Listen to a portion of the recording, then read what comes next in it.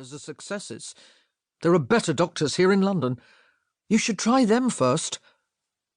"I think my best chances lie with Dr. Harrow." Wynne smiled into Merripen's hard, black eyes, understanding the things he couldn't say. "I'll come back to you. I promise."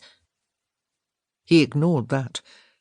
Any attempt she made to bring their feelings to light was always met with rock-hard resistance.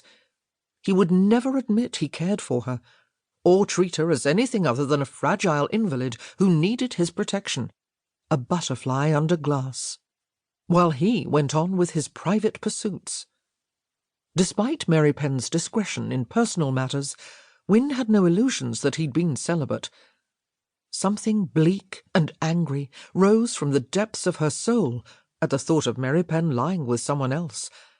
It would shock everyone who knew her, had they understood the power of her desire for him.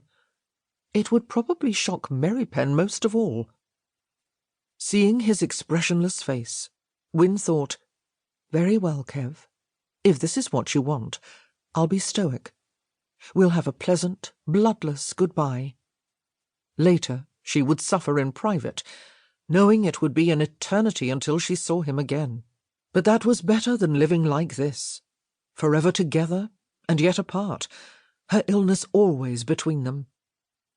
"Well," she said briskly, "I'll be off soon, and there's no need to worry, Kev. Leah will take care of me during the trip to France, and—" "Your brother can't even take care of himself," Merripen said harshly. "You're not going. You'll stay here, where I can—" He bit off the words. But Wynne had heard a note of something like fury or anguish buried deep in his voice. This was getting interesting. Her heart began to thump. "There—" She had to pause to catch her breath. "There's only one thing that could stop me from leaving." He shot her an alert glance. "What is it?" It took her a long moment to summon the courage to speak. "Tell me you love me. Tell me, and I'll stay." The black eyes widened. The sound of his indrawn breath cut through the air like the downward arc of an axe stroke. He was silent, frozen. A curious mixture of amusement and despair surged through Wynne as she waited for his reply. "I care for everyone in your family." "No, you know that's not what I'm asking for."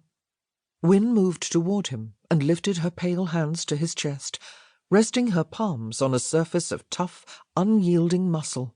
She felt the response that jolted through him. "Please," she said, hating the desperate edge in her own voice.